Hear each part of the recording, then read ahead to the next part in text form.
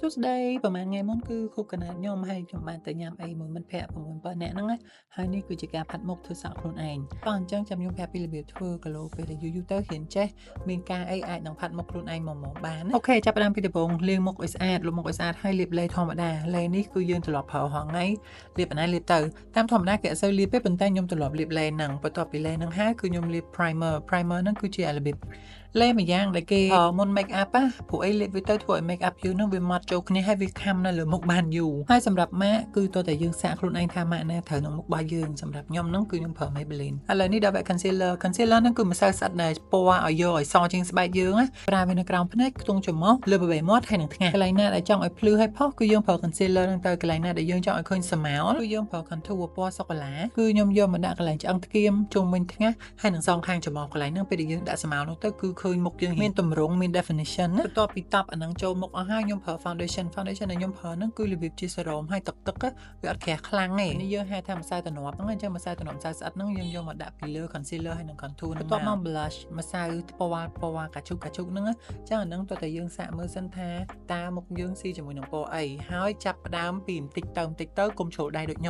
្ញុំប្រើជក់នេះលើកដំបូងហើយខ្ញុំអត់ដឹងថាគួរតែធ្ងន់ដៃប៉ុណ្ណាអញ្ចឹងទៅខ្ញុំដាក់ខ្លាំងមែនតើប៉ុន្តែឆ្លាតអីដែរយើងតប់ទៅមកទៅក៏វាចូលមុខអស់ទៅអញ្ចឹងឃើញមកល្មមហើយនេះគឺម្សៅហុយហ្នឹងប្រើសម្រាប់ baking ប៉ុន្តែមិនមែន baking ដុតនំទេគឺ bake មុខយើងណាអញ្ចឹងកន្លែងដែលយើងប្រើ concealer ពណ៌សមុនហ្នឹងគឺយើងយកម្សៅហ្នឹងមកដាក់ទៅឲ្យម្សៅនោះវាខាំមុខហើយកុំឲ្យវាបែកចេញស្នាមជ្រួញស្នាមអីចឹងប៉ុន្តែសួរមែនតើទៅពេលដែលខ្ញុំប្រើម្សៅហុយហ្នឹងវាមានឃើញប្លែកអត់ខ្ញុំដូចជាអត់មានចាប់អារម្មណ៍ថាវាមានប្លែកអីខ្លាំងទេចឹងសាកទៅបើប្រើក៏ប្រើបើអត់ក៏អត់ទៅកន្លែងហើយនេះគឺម្សៅ contour ម្សៅពណ៌សូកូឡាដាក់ស្មៅឡាអញ្ចឹងពេលមុនហ្នឹងយើងប្រើម្សៅស្អិតសូកូឡាកន្លែងណាម្សៅហុយហ្នឹងគឺយើងយកមកដាក់កន្លែងហ្នឹងដែរផាត់ឲ្យចេញស្មៅមុខយើងចេញទម្រង់ហើយបន្ទាប់មកយើងបោះម្សៅហុយហ្នឹងទៅមុខយើងចេញរាងគំមួនតាដូចសាច់កម្មញីមកចេះឥឡូវដល់វគ្គម្សៅហុយពណ៌កាជូម្សៅផាត់ពណ៌ blush ហ្នឹងណានិយាយទៅមុនហ្នឹងគឺយើងប្រើស៊េរីម្សៅស្អិតដាក់ខាងក្នុងបន្ទាប់មកខាងលើគឺយើងត្រូវប្រើម្សៅហុយដើម្បីទប់វាជាប់ហើយពេលដែលវគ្គហ្នឹងចប់យើងបាញ់ទឹក setting spray ហ្នឹងម្ដងទៅឲ្យវាម្សៅហ្នឹងខំចូលគ្នាហ្មងឥឡូវដល់វគ្គគូនចាមហ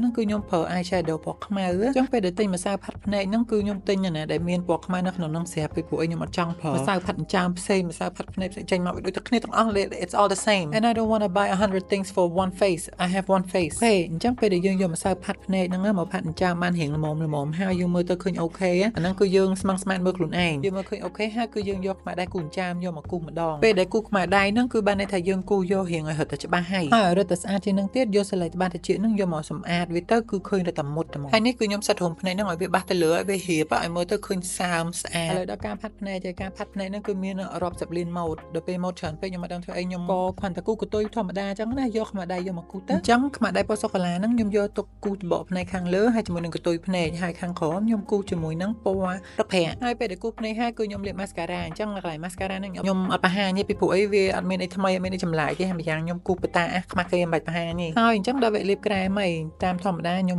លាបតែក្រែមម្លងមកតង់ហើយប៉ុន្តែដោយសារតែទៅបន្ទិញខ្មៅដៃគូត្រេមាត់ហ្នឹងក៏ចេះគូសាកមើលទៅប៉ុន្តែបានតែ2នាទីបងប្អូនអើយផឹកទៅទឹកញ៉ាំអីទៅមួយម៉ាត់ហ្នឹងទៅអស់ហើយហ្នឹងគូត្រេចឹងហើយខ្ញុំទុកសិនខ្ញុំអត់ទាន់លាបក្រែមទេពីព្រោះអីក្រែមម្លងពេលដែលស្លៀកពាក់ធ្វើសក់ធ្វើអីទៅវាស្អិតជាប់កៅអៅប្រឡាក់អីចឹងណាមុខហ្នឹងចិត្តហើយចុងក្រោយយកម្សៅហុយហ្នឹងមកបបោះពេញមុខទៅកុំឲ្យមានកន្លែងណាដែលម្សៅស្អិតវាហ្នឹងវានៅស្អិតយល់ទេអញ្ចឹងយើងយកម្សៅហុយហ្នឹងមកបោះទៅឲ្យស្ងួតមកតែម្សៅហុយនេះទិញរៀងខពណ៌បន្តិចដាក់ទៅរៀងហោះបងប្អូនអើយប៉ុន្តែអត់អីទេចុងក្រោយមួយទៀតគឺយើងបាញ់ទឹក setting spray នេះមកតង់ទៀតអាទឹកហ្នឹងគឺខាំ make up យើងចូលគ្នាទាំងអស់ហ្មងកុំឲ្យវារបូតពីមុខយើងនិយាយទៅវាជួយឲ្យសាច់ម្សៅយើងវាលាយចូលគ្ន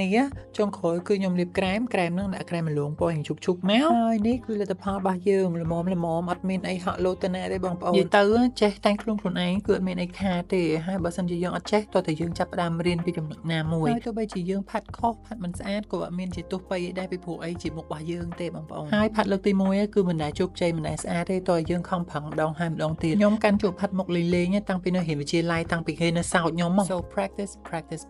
ហើយសក់ហ្នឹងក៏ខ្ញុំធ្វើខ្លួនឯងដែរគេទៅរៀនចេះអញ្ចឹងវីដេអូក្រោយខ្ញុំនឹងបង្ហាញរបៀបធ្វើសក់ឯងអូខេបាយ